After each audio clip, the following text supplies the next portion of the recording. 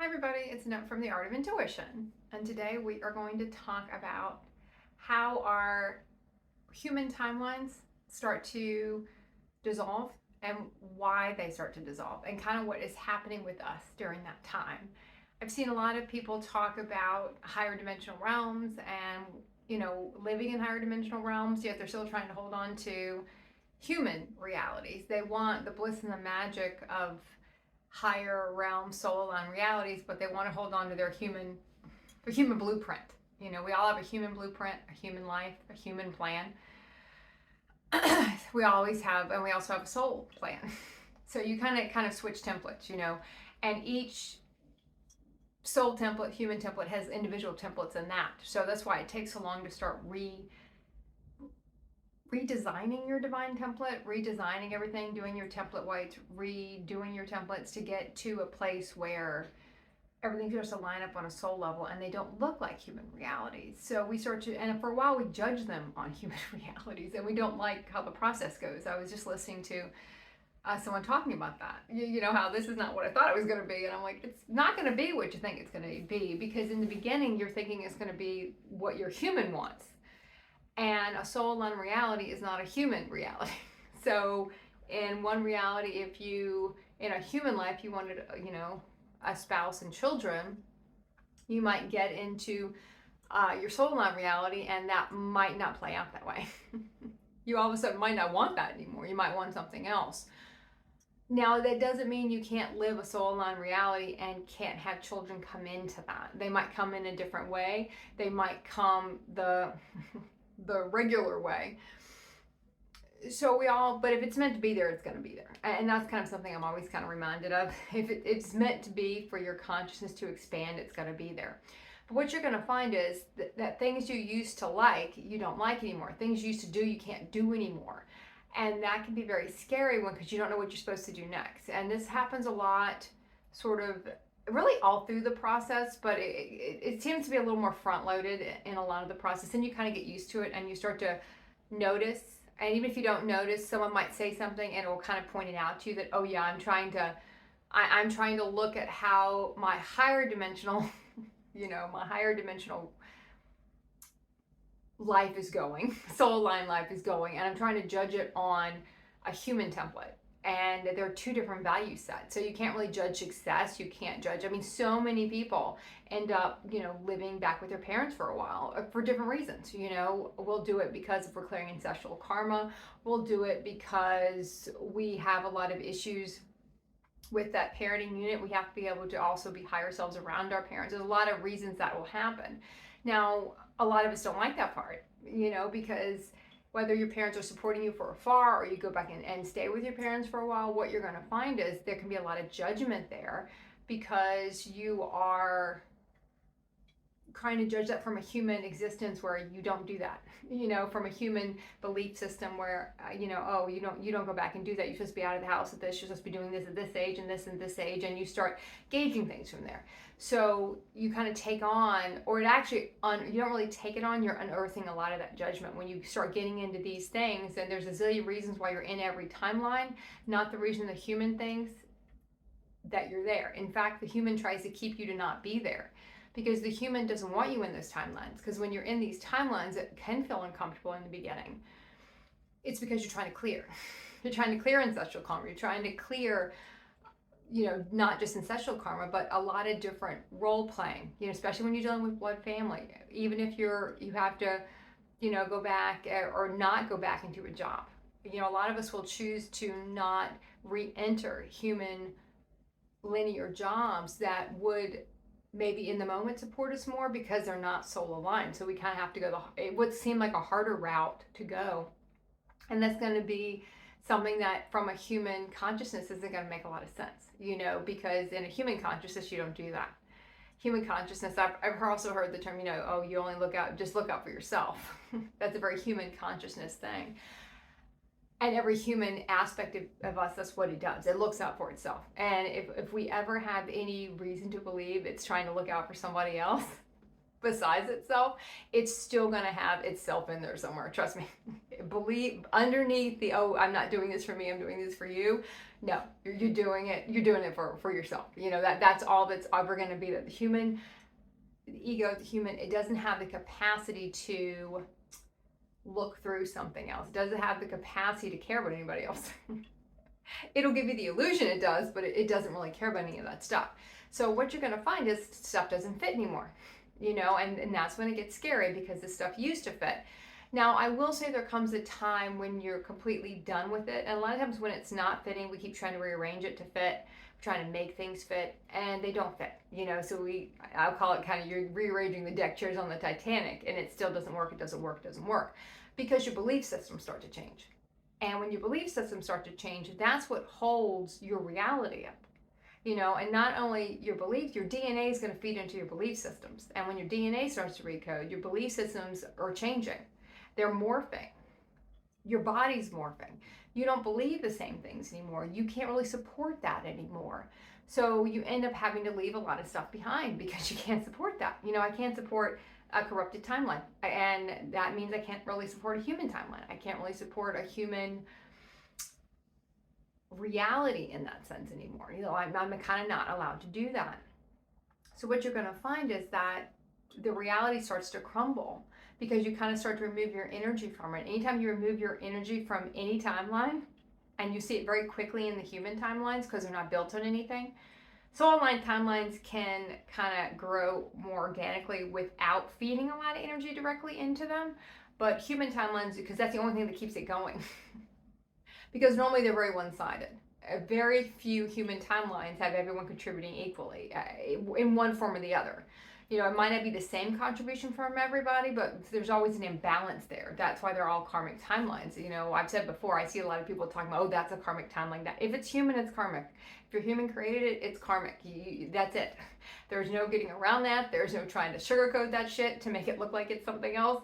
That's what it is. And as long as we understand that, and sometimes we play in those timelines for a while because we're clearing karma ourselves. We have a role we're supposed to play. We're supposed to play something out, and we know that. And for a while, we don't know that. And then you reach a consciousness where you do know that. And then when you're holding on to it. When you kind of, really, when we talk about timelines, we're talking about how long it takes us to play out something, how long it takes a program to play out, how long it takes us to clear something. That's that timeline. And we can hold on to that timeline, we can stretch that timeline out as long as we want to, but there does kind of have this kind of absolute point where we kind of cleared it, and now we're just holding on because we want it to be something else. We want that timeline to magically morph into something it's not supposed to be. We want it to be different. We want it to have a different ending. I want a different close here, and I'm not getting it. I'm getting the same damn close every time. I'm getting the same damn aspect every time. And one reason is because I kind of keep the timeline going. I'm keeping the timeline going because I still have a victim energy to the timeline. So look when you're talking about a timeline you're in. Look at when you're talking about someone you thought you left behind. If you're not in the energy of, wow, that was such an expansive time. Look at all the stuff I learned. Look at all the stuff I was shown. Look at all the epiphanies I had in that timeline. If you're not there, then you haven't resolved. So in a sense, you keep recreating it. And when I say you're recreating it, everyone in that timeline can't switch their role because you keep recreating the same one. If I can look at a timeline I had, instead of saying, wow, look how much I learned there. But if I still am talking about it and there's a victim energy there, like intellectually, I've let go of it, but I haven't really cleared it from my body. Intellectually, I know, and there's a difference there. There's a difference in intellectually understanding, oh yeah, I understand that, what are the terms you'll hear people use. And I always know when people use these, you can always tell the, and this is not from judgment because we all did it, but you can tell kind of the fakeness in it.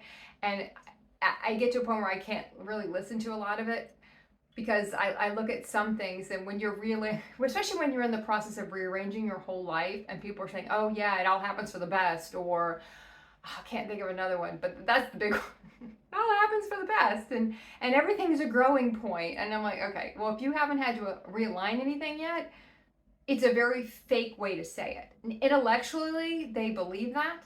Intellectually, they understand it. Intellectually, we understand that. But when we still have stuff to resolve in it, we haven't cleared it from our body. It's still something there that that craws at me a little bit, you know? So intellectually, I might be able to say that, but I haven't resolved it completely. So kind of take a look at that. Have we cleared it from our body? If I still have any victim energy or any story around it besides peace, magic, and love, I haven't cleared it from my body yet. Which means I'm technically keep recreating it, and that keeps everyone involved in that timeline stuck in that timeline. So just kind of be aware when you're doing that. And I do want to kind of flip back. I kind of got off topic a little bit, but I want to flip back to when we talk about why the belief. The belief, our DNA supports the belief. When our DNA morphs, our beliefs start to change. So if I was, let's say I had a job where I was in banking, right? And I was telling people, save, save, save money, do this. It's a fear-based program. It's technically the whole money system in general now. It's a very corrupt program. But you have to kind of have money because it's still a money system. So, you have to have money to be able to support different things. So it's kind of like you don't believe the game, but sometimes you have to play it in the game for a sense. You just understand it's just kind of playing in the game. But if I had that type of job, and all of a sudden I get to a certain space in my conscious where I don't believe in that fear-based. Money is finite. I believe it is infinite. I believe there's different, I can feel into how it's created. I can feel into why it can take a long time to clear abundance karma. And those types of what people might think are metaphysical ways to say it, or just a different perspective when you're looking at something. But once you can see those different perspectives, your belief system has changed. So every belief that supported that reality is not correct anymore. That doesn't mean from a third dimensional consciousness, those old beliefs are not true. Those would keep that reality going. But from a higher consciousness perception, those beliefs aren't true anymore. So now that reality starts to crumble for me because I don't believe that anymore. Now I don't believe in, having to save for a rainy day. There is no rainy day. Now, would I say I might be collecting money for something I need to do, a project I need to do? Sure. Would I say that all the money I make is my money? No. A lot of it goes back out to support other things, support different things I do. So to continue to participate in something that is fear-based and in a sense corrupt, there will come up, sometimes we can keep these jobs for a while because we understand there's a different purpose for us being there. One, to learn to make, technically you can make every job a higher consciousness job, but this is just to kind of shine a light on when the rearranging, you kind of play the timeline out, you've rearranged the chairs on the Titanic, you've made it work, you've completed all of your roles there, and now it's just the whole thing is just, it dissolves around you because you can't support it anymore, because you don't believe it anymore. And for a while we'll hang on to things because we don't want the judgment of other people, which is really our judgment. People will only have judgment if we have judgment, right? They can't judge you if you don't hold judgment. The minute if I hold judgment, someone can judge me, and I'll take it personal in a sense because I hold that. They speak your fears back to us. People always speak our fears back to us, and when someone says something and it gets to you, we talked earlier about judging your new realities by third dimensional programming or third dimensional success, or what societal norm for third dimensional human realities, judging that. It can be a while, but it's our own judgment we have to work through. People say that so you can feel it. If you get any tinge of anything, then it's your judgment. It's not somebody else's judgment, it's yours. But you always people trying to put it off. Oh, that's theirs, not mine. It's like, if you feel anything, it's 9 times out of 10 when someone says something to me and I get a little like, I know it's mine. I haven't completely cleared it. I still have something going on there. I didn't realize I had something going on with an old situation until I really thought about how I talked about it. And then I realized, no, I haven't resolved the whole thing yet. I'm kind of keeping myself stuck in some of these old timelines because I can't completely say, oh, what an awesome experience that was. And from a higher place of understanding that even though a lot of things happened that didn't feel awesome, it was a greater purpose there, which kind of keeps us all stuck in that. So when your beliefs start to fall away, your DNA starts to morph, your beliefs start to change because you've surrounded yourself with higher consciousness, which changes your DNA, which unlocks your DNA. You see more things, you understand more things. The old stuff doesn't make sense. It's an illusion. That's when we talk about pulling out of the matrix. That's really what happens. You can't support it anymore. So you just leave a lot of it behind. Most of the time we leave it in stages because we have to. too much of our life is ingrained in it. It would be too much of a shock to our body, number one, to just walk away from it. We leave it in stages, but if you start to see that happening, that's what's happening. Your beliefs are chipping away, which supported the reality. So think about when all of humanity starts, their beliefs start chipping away. Over how many more years that'll take, how many more decades that might take, depending on, I don't know if it'll take that long, but we talk about, three waves in every 10 years, those kind of timelines. When that starts to happen, what happens to everything? Now it just feels like so few have kind of left a lot of that stuff behind. So few people have moved away from it and started to exit human realities, that when everyone does, the whole thing will collapse because it's not energetically supported anymore. So all the energies hitting the planet, all the energy that's going on right now, it doesn't support this stuff. The only thing that keeps it going is our beliefs. The human beliefs keep all this structures up, and the minute that starts chipping away, the whole thing starts to fall. So you're going to see it in your world first, and you'll start to see like, wow, I don't believe that anymore. Like, that's ridiculous. I can't do that. A lot of people ask me to do something, and it might seem like a very innocent ask in a sense, but I can't support that because I know that's not true. I can't even say that. I can't support that. I can't, play into that because it doesn't support that. Now, I do want to throw in something kind of at the end here about, are you believing in the game of human realities, or sometimes we have to play in the game?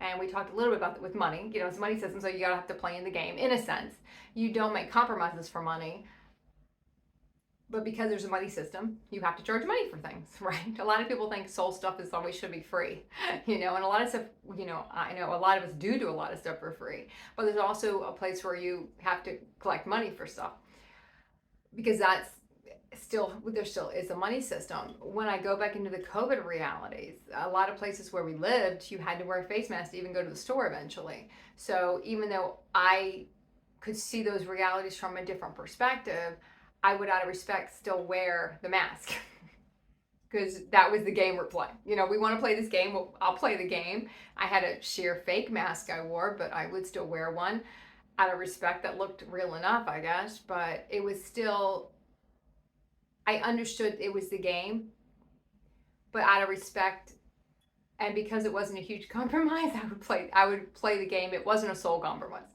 right? But now, in turn of that, if I had to go somewhere where I had to wear an actual mask for hours on end, my body couldn't support that. I couldn't wear that. I couldn't play into that fear. I would not be in those places because that was not my role. A lot of people think, leaving human realities behind you dismantle them from within. We dismantle them from within ourselves, and then the whole thing falls away and we exit them. We have to exit the old corrupt timelines. We have to actually move our body out of them. That's what starts to happen.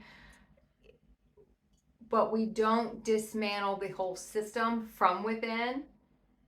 We dismantle them within ourselves. We move out, and that pulls one more person out of that reality, one more person out of that collective, and more people will follow. And then if there's no one in the collective that believes it anymore, the whole thing starts to tumble. So just start to recognize where things aren't fitting anymore. Jobs don't fit anymore. Partners don't fit anymore. Your plan of what you thought you wanted does not fit anymore because it's based on an old belief. Like I said, I used the kids one earlier because that was just one I heard recently. But, if you thought, oh, I want to have kids and I want to have a husband, and oh, TikTok, I'm getting older, whatever it is for you, and all of a sudden you look at that and you're like, why do I want that? Do I really want that? Is there something deep inside of me that says this is what you're supposed to, bring children into this world? Or is it just a belief I have from somewhere else, and that's really not what I want to do? I know I fell into that a little bit in my early 40s. Just as I don't usually like to do linear time, but I'm going to use that here just because there was a belief running for me on that I was running out of time, and I had to do all these things.